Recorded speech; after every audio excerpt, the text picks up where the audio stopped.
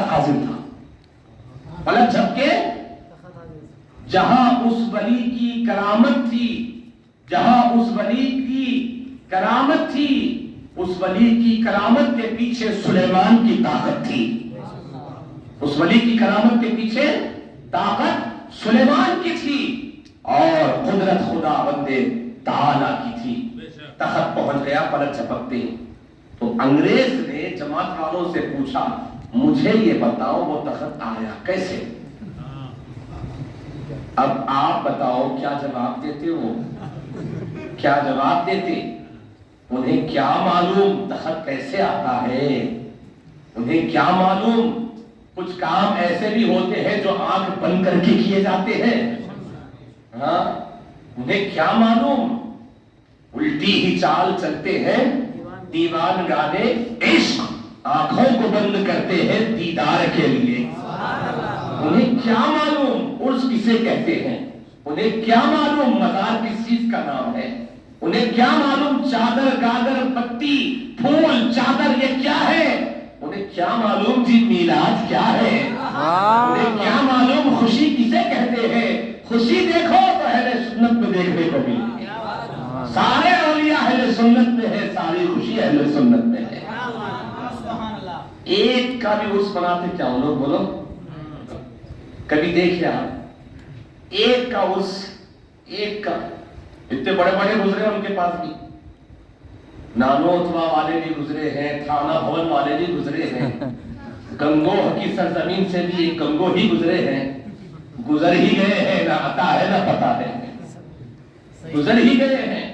اور شمس الدین غازی کو جا گئے ہوئے 500 سال گزر گئے ہیں، آستانہ بھی سلامت ہے، مزار بھی سلامت ہے، حاضری کے لیے غلام بھی سلامت ہے۔ سبحان اللہ۔ عزیزان گرامی، کہا تخت آیا کیسے؟ جواب دو۔ کیا جواب دیتے ہو؟ روح معلوم نہ روحانیت معلوم، عشق معلوم نہ عرفانیت معلوم، تعلق ہی نہیں کچھ اس جماعت کا ان چیزوں سے، وہ کیا جواب دیتے ہیں؟ وہ ٹال مٹول کرتے رہنے ایسا نہیں ایسا ہے ویسا نہیں ایسا ہے۔ وہ انگریز کہتے تھے ایسا ویسا نہیں، جواب دو، تخت آیا کیسے؟ اور جواب کیا دیتے ہو؟ کوئی جواب بننا پڑا۔ تو انگریز صاحب نے کہا میرا یہ قرضہ ہے تمہارے اوپر، جواب دو تم، اپنے بڑوں سے پوچھو کون ان کے بڑے ہیں، کیا ہے ان کے پاس؟ کوئی نہیں ہے، سب بے دال کے بودم ہیں، سب بے پائے کے لوگ ہیں وہاں۔ عزیزان گرامی، لاہور پہنچے جماعت لے کے، وہ انگریز کو لے کے جا رہے ہیں داتا کے دربار کے سامنے سے۔ داتا کے دربار پہ نظر پڑی انگریز کی، آپ کبھی جائیے تو داتا علی کے قدموں میں ان کی مزار بنی انگریز کی، انگریز نہیں انگریزی ہی میں نام لکھا ہے ان کا، وہ نام بھی نہیں بدلا گیا، ابھی بھی نام ان کا وہی لکھا، مزار بنی ہوئی ہے اور لوگ حاضری دیتے، وہ پوری ہسٹری وہاں لکھی ہوئی ہے۔ تو انہوں نے دیکھا کہ داتا علی کا آستانہ ہے، پوچھا کہ یہ کیا ہے؟ جماعت والوں نے بولا مت دیکھو شرک کا اڈا ہے، شرک ہوتا ہے نا، شرک مت دیکھو، نہیں دیکھنا نہیں دیکھنا۔ وہ کیا بولے معلوم؟ انگریز بولے تم شرک کی بات کر رہے ہو، میں یہاں سے نور نکلتا دیکھ رہا ہوں، سبحان اللہ۔ مجھے دکھ رہا ہے کہ یہاں سے نور نکل رہا، تم شرک کی بات کر رہے ہو، ٹھہرو مجھے اندر جانے دو۔ نہیں جانا نہیں جانا، مت جاؤ۔ کہا تو تم بھی ادھر کیوں جاتے؟ کیوں نہ ہو داتا علی مصطفیٰ کے شہزادے ہیں۔ سبحان اللہ۔ ابو جہل یہی بولتا تھا لوگوں کو، محمد سے دور سے بات کرو، دور سے بات کرو۔ ارے قریب کیوں نہیں جانا بھائی؟ ابو جہل کفے افسوس بنتے ہوئے بولتا تھا جو قریب گیا ہے انہی کا ہو کے رہ گیا ہے، سبحان اللہ۔ جو ان کے قریب گیا ہے انہی کا ہو کے رہ گیا ہے، اس لیے دور سے بات کرو، مت جاؤ مت جاؤ مت جاؤ۔ وہ بولے مت جاؤ، یہیں سے دیکھ لو جو دیکھنا ہے۔ تو بولے یہاں سے نہیں، میں اندر جاؤں گا۔ اندر گئے انگریز صاحب، داتا صاحب کی مزار پہ حاضری دی تو خادم نے گلے میں چادر ڈال دی، گلابی کا پٹا، چادر گلے میں لے کے سیڑھیوں پہ آ کے بیٹھے ہیں، تھک تھکائے ہوئے، ہر جگہ نمائش بن کے آئے، ہر جگہ نمائش ہوئی بیچارے کہ ہم نے مسلمان کیا، ہم نے مسلمان، انگریز کو مسلمان۔ داتا صاحب کی سیڑھیوں پہ بیٹھا بیچارا، تھک تھکا کے بیٹھا ہے، تو ایک بزرگ بازو آ کے بیٹھے، انگریزی میں بات کر رہے ہیں، کیسے ہیں کیا ہے؟ مولا تھک گیا بہت، میں بہت تماشا بنائے میرا، ہر جگہ جا کے مسلمان بنائے، مسلمان، ارے اتنی ذلت دیتے مسلمان بنا کے؟ بولو میرے خواجہ ہند کے راجا، ولیوں کے مہاراجا، سلطان الہند، عطائے رسول، فرزند رسول، فرزند بطول، باغ نبوت کا شگفتہ پھول، سرتاب قدم آل رسول، سرکار غریب نواز رضی اللہ تعالی عنہ نے ایک نہیں، دو نہیں، ہزار دو ہزار نہیں، لاکھ دو لاکھ نہیں، 95 لاکھ سے زائد کو مسلمان بنایا ہے۔ سبحان اللہ۔ خواجہ کبھی بولے تھی مسلمان بنایا، مسلمان بنایا، بولو یہ تو ہم غلام بولتے ہیں نا۔ نظام الدین اولیاء محبوب الہی سلطان المشائخ نے 10 لاکھ کو مسلمان بنایا ہے۔ سبحان اللہ۔ کبھی وہ بولتے بیٹھے دربار میں مسلمان بنایا، میں مسلمان بنایا، بولو وہ مسلمان بنا کے اللہ کے دربار میں بڑے درجات دلاتے تھے وہ لوگ۔ ان کا کام ایسا تماشا کرنا تھوڑی تھا۔ آج دنیا ولایت میں سلسلے قادریہ میں ایک بڑی ہستی ہے سرکار معروف کرخی، حضرت سیدنا معروف کرخی رضی اللہ تعالی عنہ، اتنے بڑے امام دنیا تصوف کے۔ قادریوں میں آپ کا نام، چشتیوں میں آپ کا نام، سہروردیوں میں آپ کا نام، شاذلیوں میں آپ کا نام، رفاعیوں میں آپ کا نام، کئی سلاسل میں آپ کا نام آتا ہے۔ آپ ذات کے غیر مسلم تھے اور آپ کو کلمہ پڑھایا ہے سرکار امام علی رضا رضی اللہ تعالی عنہ نے۔ اہل بیت اطہار میں جو 12 امام ہیں ان میں سے 8ویں امام سیدنا امام علی رضا نے آپ کو مسلمان بنایا اور اپنی صحبت میں رہ بٹھا کے ولایت کی دنیا کا بادشاہ بنا دیا۔ سبحان اللہ۔ ایسے نمائش کرتے پھرتے تھے وہ سیڑھیوں پہ بیٹھا بیچارہ تھک تھک آ کے، بزرگ آ کے بیٹھے، بولے کیا حال ہے؟ تھک گیا نمائش بن بن کے۔ تو بزرگ انگریزی میں پوچھتے ہیں چائے پیو گے؟ چائے؟ اور بولا چائے تو پیوں گا، چائے پلا دیجیے۔ انہوں نے یوں کر کے یوں چائے پیش کر دی، یوں کر کے یوں چائے، بولو کیوں؟ یوں کیوں جی؟ بولو یوں کر کے یوں چائے پیش کر دی۔ دیکھتے ہی انگریز صاحب بے ہوش ہو گئے، ہوش اڑ گئے ان کے، ہوش اڑ گئے۔ یوں کر کے یوں چائے کی پیالی پیش کی، دیکھتے ہی ہوش اڑ گئے۔ وہ چائے کی پیالی وہاں رکھ کے بزرگ چل دیے۔ لوگوں نے اٹھایا، پانی میں ڈال کے، بولے کیا بات ہے، بے ہوش کیوں ہو گئے؟ وہ بزرگ کہاں گئے؟ بیٹھے ہوئے تھے کہ انگریزی میں بول رہا ہے، یہاں بیٹھے ہوئے تھے، وہ بزرگ کہاں گئے؟ کون بزرگ؟ کیا ہوا کیا؟ وہ ایک بزرگ یہاں آ کے بیٹھے، چائے کا پوچھے، میں نے چائے پینے کا کہا، انہوں نے یوں کر کے یوں پیالی پیش کی، پیالی یہاں رکھی ہوئی، بزرگ کہاں گئے؟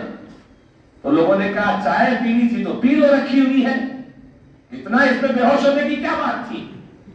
تو اس نے کہا میں چائے دیکھ کے بے ہوش نہیں ہوا ہوں، پیالی دیکھ کے بے ہوش ہوا ہوں۔ یہ پیالی انگریز میرے گھر کی جو ہے، میرے گھر کی جہاں امریکہ میں میرا گھر ہے وہاں کی یہ پیالی ہے۔ سبحان اللہ۔ یہ پیالی وہاں کی ہے، امریکہ کی جہاں انگریزوں کا ہمارا گھر ہے وہاں سے یہ پیالی آئی ہے۔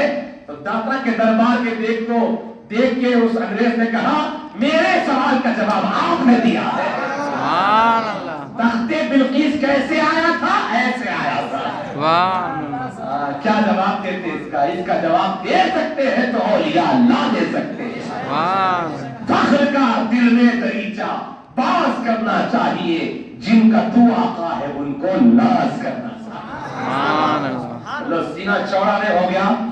بولو جی ولیوں کے ماننے والے، بولو ولیوں کے ماننے والے، درگاہوں کو جانے والے، بولو جی الحمدللہ ہم اہل سنت کی پہچان کل بھی درگاہوں سے تھی، آج بھی درگاہوں سے ہے۔ سبحان اللہ۔ اور انشاءاللہ صبح قیامت تک سواد اعظم اہل سنت کی پہچان درگاہوں سے ہی وابستہ رہے گی۔ اس لیے کہ یہ وہ آستانے ہیں جہاں بڑے بڑے سائنسداں پیدل ہو جاتے ہیں، وہاں ان کی ایک نگاہ کرم کام کر جاتی ہے۔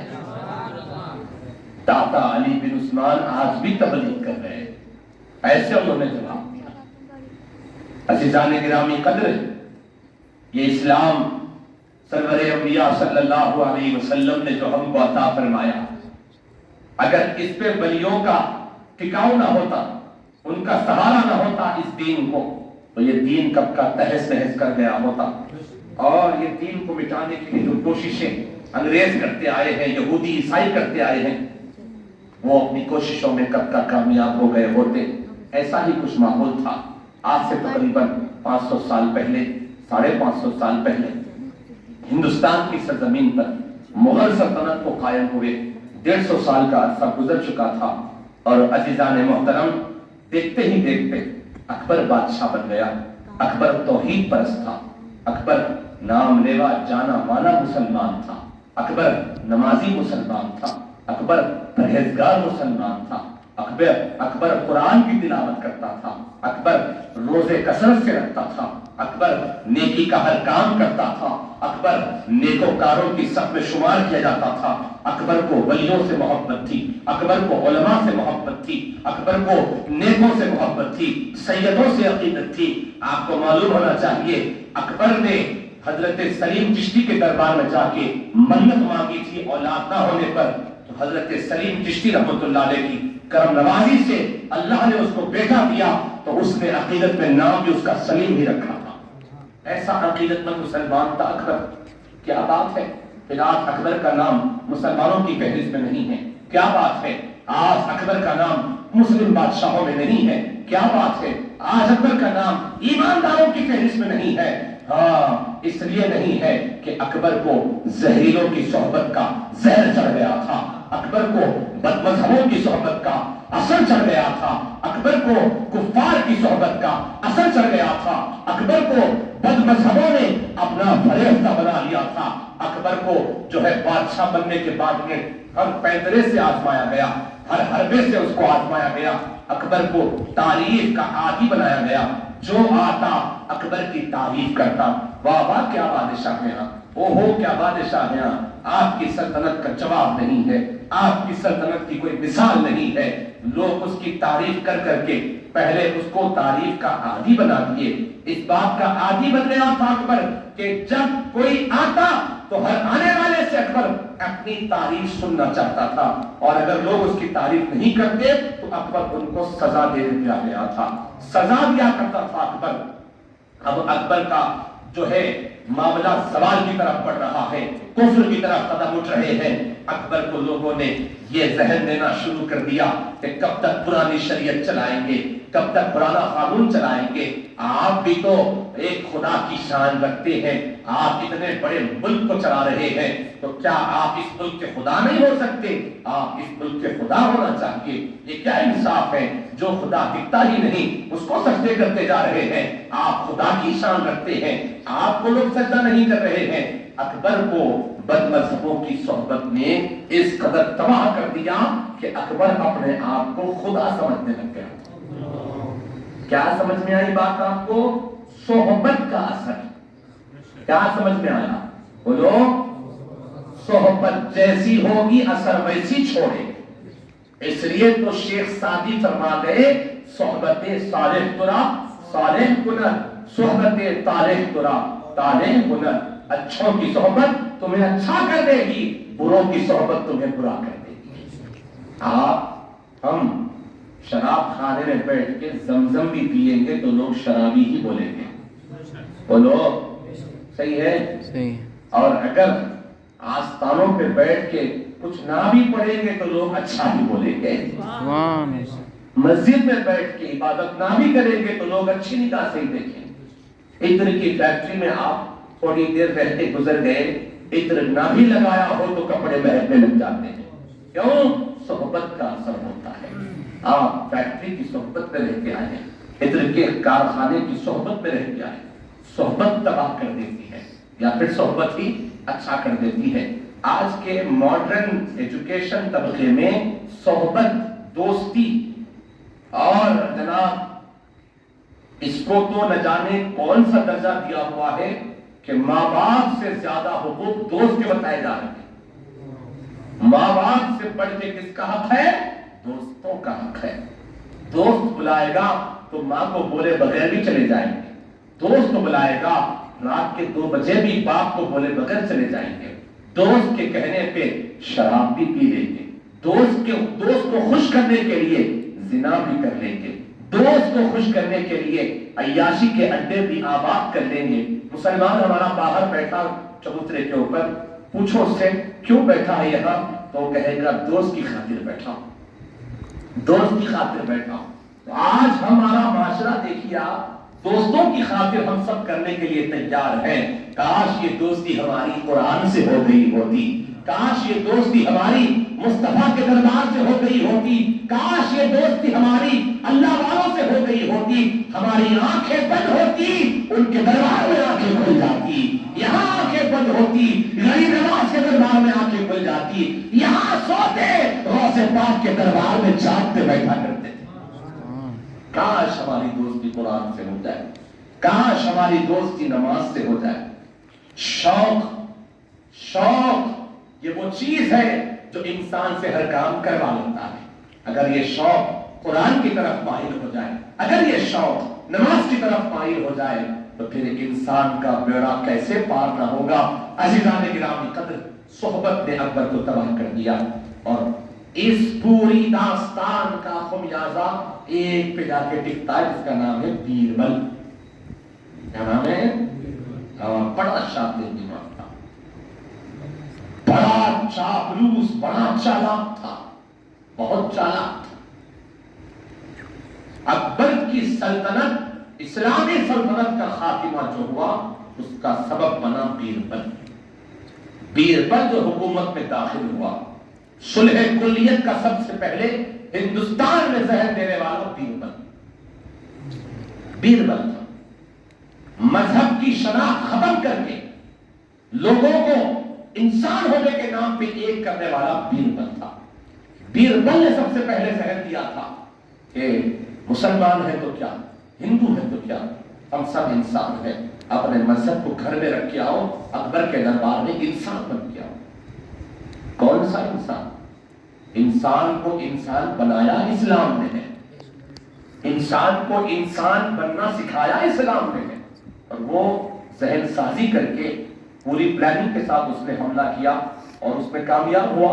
چاپلوس اکثر کامیاب ہو جایا کرتے نا، وہ بڑا چاپلوس تھا، چاپلوسی کر کے اس نے، چمچا گیری کر کے اس نے اکبر کی حکومت کو تباہ کر دیا، اور دیکھتے ہی دیکھتے اکبر کو یہ ذہن دے دیا گیا کہ لوگ اب مسجدوں میں نہیں آپ کو سجدہ کریں، اور اکبر نے تعدد بنا دیا۔ اکبر نے ایک نیا دین ترتیب دیا جس دین کا نام دین الہی رکھا گیا تھا۔ اس دین الہی کا قانون یہ تھا، بالکل ویسا ہی قانون تھا جیسا قانون یزید بنانا چاہتا تھا، ویسا ہی قانون تھا۔ حلال و حرام کی تمیز ختم، مسجدوں کو تالے لگا دو، اور پورے ہندوستان والوں کو حکم تھا کہ باری باری آؤ، اکبر کے دربار میں سجدہ کرو، انعام پاؤ، جینے کا حق پاؤ۔ اگر اکبر کو سجدہ نہیں کرو گے تو اکبر تمہارا خدا نعوذ باللہ من ذالک، نقل کفر نباشت، اکبر کو سجدہ نہیں کرو گے تو اکبر جینے کا حق چھین لے گا۔ یہ خوف بٹھایا گیا، خوف بیٹھنے کے بعد لوگ جا رہے ہیں اکبر کو سجدہ کر رہے ہیں، مسجدیں بند ہو گئی، تالے پڑ گئے ہیں، اذانیں بند ہو گئی ہیں، اللہ اکبر کبیرہ۔ مسلمان رو رہے ہیں سسک سسک کے، مسلمان چھپ چھپ کے رو رہے ہیں، اللہ ہم پہ کرم فرما دے، ہمارے پاس طاقت نہیں کہ ہم اکبر سے مقابلہ کر سکیں، ہم نے اکبر کو بادشاہ چنا مسلمان سمجھ کے، آج یہ مسلمان کے نام پہ دھبا بن گیا ہے، اسلام کے نام پہ دھبا بن گیا ہے، مسجدیں بند، آستانے بند، مدارس بند، سب بند، اور اکبر کو سجدہ کرو، سجدہ نہیں کرو گے تو پھر اکبر جینے کا حق چھین لے گا۔ اے مالک ہم کیا کریں، اے مالک ہماری فریاد سن لے۔ جب پوری انسانیت، پورا اسلام، پورا مسلمانوں کا ماحول رب کے دربار میں عاجز ہو گیا، میرے پروردگار نے اکبر کے اس جھوٹے دین کے خاتمے کے لیے امام ربانی مجدد الفسانی کو پیدا فرمایا ہے۔ فاروق اعظم کے خاندان میں سیدنا مجدد الفسانی پیدا اور ایک بات میں آپ کو عرض کروں، فاروقی خانوادہ یہ ہدایت کا سرچشمہ بنا ہوا ہے، فاروقی خاندان ہدایت کا سرچشمہ بنا ہوا ہے۔ کیوں؟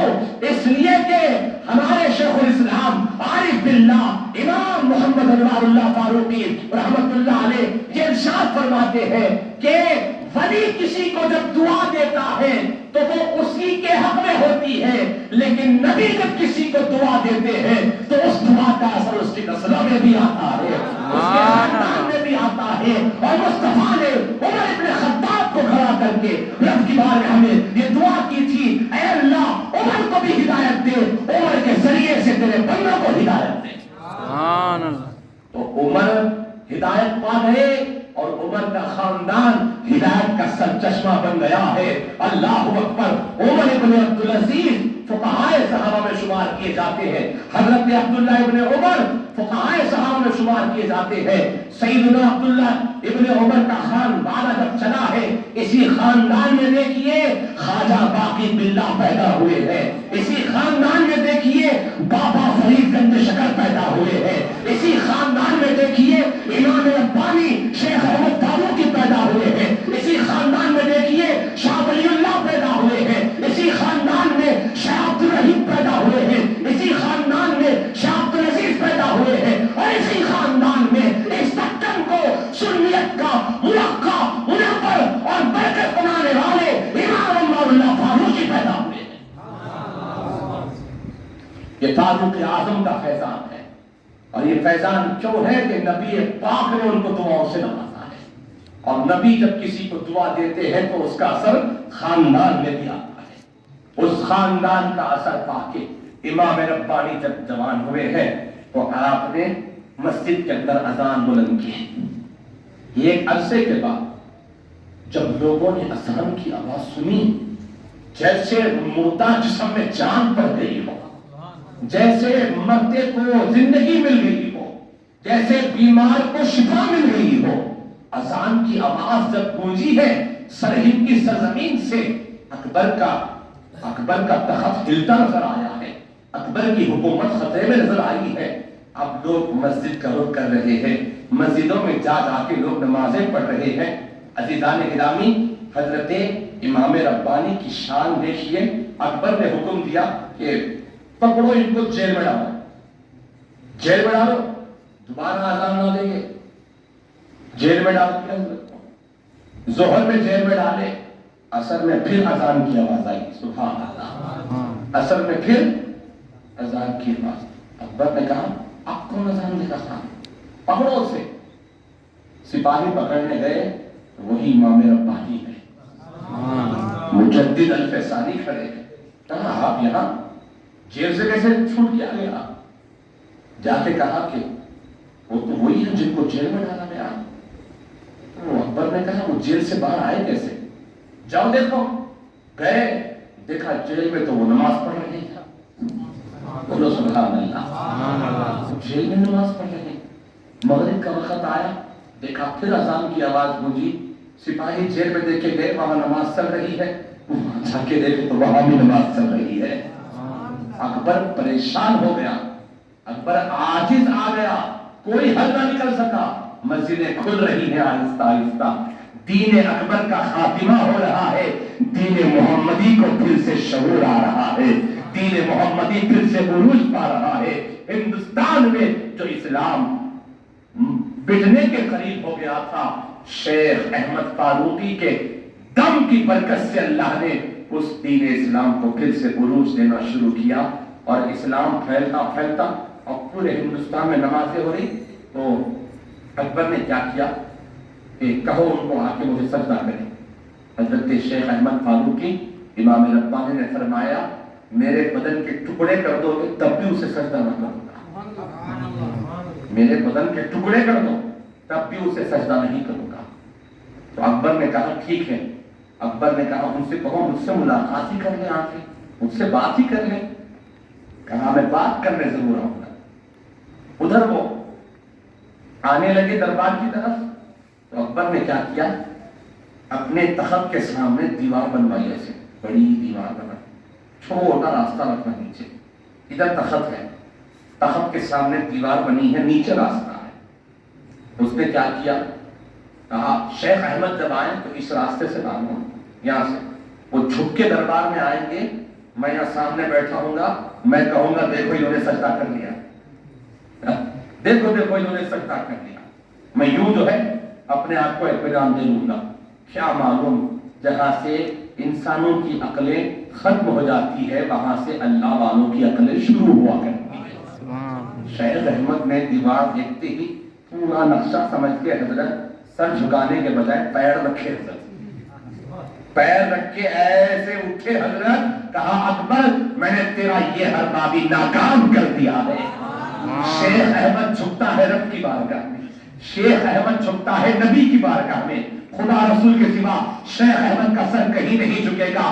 عزیزان گرامی قدر، جو اسلام پہ ڈٹ گیا ہے، شیخ احمد خدا رسول کے حکم پہ جو کھڑا ہوا ہے، آج اس شیخ احمد کی چوکھٹ کو چومنے لاکھوں کا ہجوم اٹھا کے مارتا ہوا جا رہا ہے۔ ڈر جاؤ اسلام کے حکم پہ، کھڑے ہو جاؤ اسلام کے حکم پہ، کوئی کچھ نہیں بگاڑ پائے گا۔ اس شیخ احمد کی سیرت ہم کو سبق سکھا رہی ہے، ان کا بھی عرس اسی مہینے میں مناتے ہیں، اور یقین مانیے میرے غریب نواز جب ہندوستان آئے ہیں تو غریب نواز نے ہندوستان کے گوشے گوشے میں عشق کی روشنی پھیلائی ہے، عشق محبت کی بولی میرے غریب نواز نے پورے ہندوستان میں پھیلائی ہے۔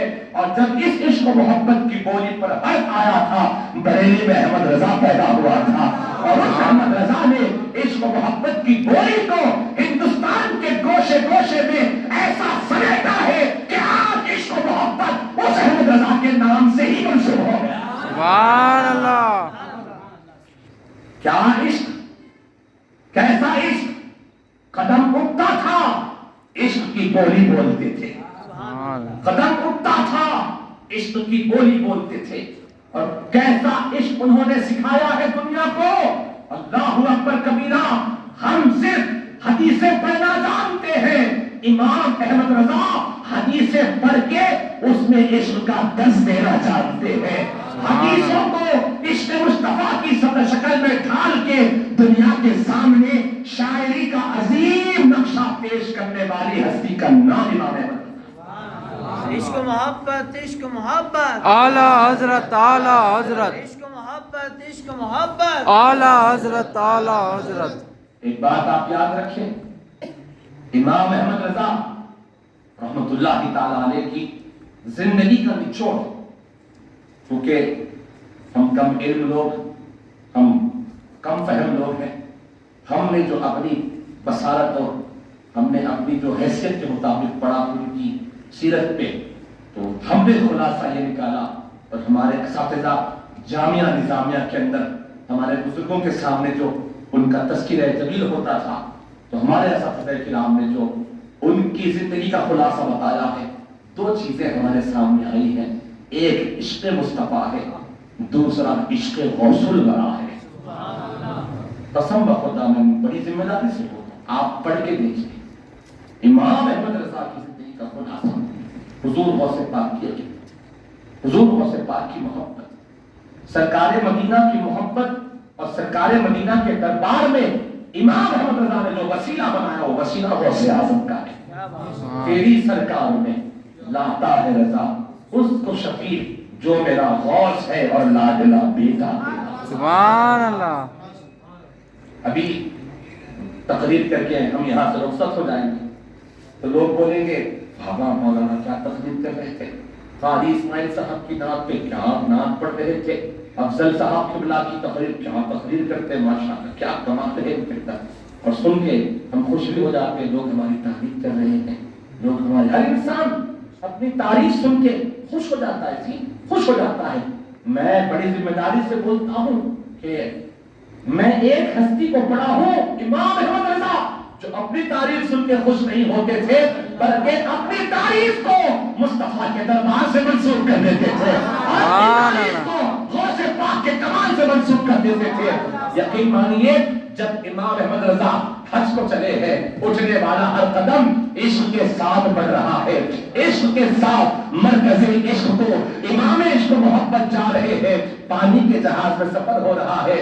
سبحان اللہ، سبحان اللہ۔ ذرا اپنے تصور میں اور منظر لائیے جب سمندر میں جو ہے طوفان آ گیا ہے اور اللہ مچ گیا ہے، کشتی ڈوبنے والی ہے، قلندر عشق و محبت بیٹھ کے مست اطمینان کے ساتھ مصطفیٰ کی نعتیں لکھ رہا ہے، مصطفیٰ کی شان بیان کر رہا ہے، ان کی مہاجر دل کے اونچے کھلا دیے ہیں، جس راہ چل گئے ہیں کوچے بسا دیے ہیں، اللہ کیا جہنم اب بھی نہ سرد ہوگا، لوگوں کے مصطفیٰ نے دریا بہا دیے ہیں، میرے قریب سے کر قطرہ کسی نے مانگا، میرے قریب سے کر قطرہ کسی نے مانگا، دریا بہا دیے ہیں، دنیا مٹا دیے ہیں، اور اللہ کیا جہنم اب بھی نہ سرد ہوگا، رو رو کے مصطفیٰ نے دریا بہا دیے ہیں۔ یہ کلام لکھتے لکھتے امام احمد رضا اس شعر پہ پہنچے، آنے تو یا ڈبو دو، سبحان اللہ، آنے تو یا ڈبو دو۔ میں کہتا ہوں ایمان ہونا چاہیے تو احمد رضا جیسا ہونا چاہیے، ایمان ہونا چاہیے احمد رضا جیسا ہونا چاہیے۔ کیا ایمان ہے مصطفیٰ کے فرمان پہ؟ امام احمد رضا کی والدہ کہتی ہے، احمد رضا یہاں بیٹھے کلام لکھ رہے ہو، ہلہ مچا ہے، طوفان آ گیا ہے، بیڑا غرق ہونے والا ہے۔ احمد رضا اپنی والدہ کو مسکرا کے جواب دیتے ہیں، اماں اطمینان رکھو، سند العربی والعجب مصطفیٰ کریم نے ہمیں یہ شرط عطا فرمائی ہے۔ آقا نے فرمایا جو پانی کے جہاز میں بیٹھ کے یہ آیت پڑھ لے، بسم اللہ مجریہا ومرساہا ان ربی لغفور رحیم، 12ویں پارے کی یہ آیت ہے۔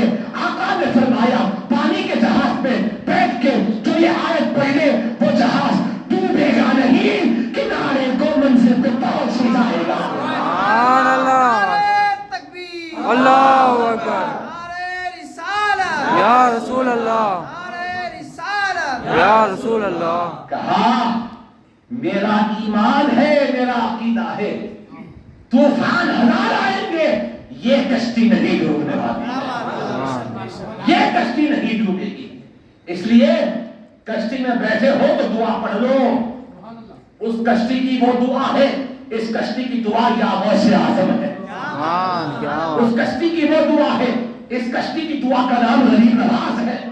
پڑھ لو دعا، کشتی سلامتی سے چلتے رہے۔ سبحان اللہ، جیسے اس دعا کی برکت سے وہ کشتی ڈوب نہیں سکتی، غوث و خواجہ کی برکت سے یہ کشتی ڈوب نہیں سکتی۔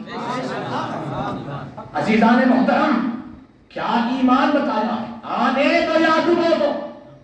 اب تو تمہاری جانب کشتی تمہیں پہ چھوڑی، لنگر اٹھا دیے، سبحان اللہ، کشتی تمہیں پہ چھوڑی، لنگر اٹھا دیے۔ اس کلام کا جو مقطع ہے، ملک سخن کی شان ہے، تم کو رضا مسلم، جس سمت آ گئے ہو سکے بٹا دیے۔ سبحان اللہ، کچھ لوگ یہ کہتے ہیں کہ یہ اعلیٰ حضرت کا شعر نہیں ہے، کچھ لوگ یہ کہتے ہیں کہ علامہ حسن رضا ان کے بھائی نے لکھا ہے۔ ہم نے اپنے بزرگوں سے جو سنا، ہمارے بزرگوں نے بتایا یہ اعلیٰ حضرت ہی کا شعر ہے، تو لوگ کہتے ہیں اعلیٰ حضرت کیسے شعر ہے، اس میں تعریف کی بات ہے، تعریف ہو رہی ہے نا، اپنی تعریف کرتے ہیں اعلیٰ حضرت، ارے کرے بھی تو برا کیا ہے، اپنی تعریف کو کرے بھی تو برا کیا ہے جی۔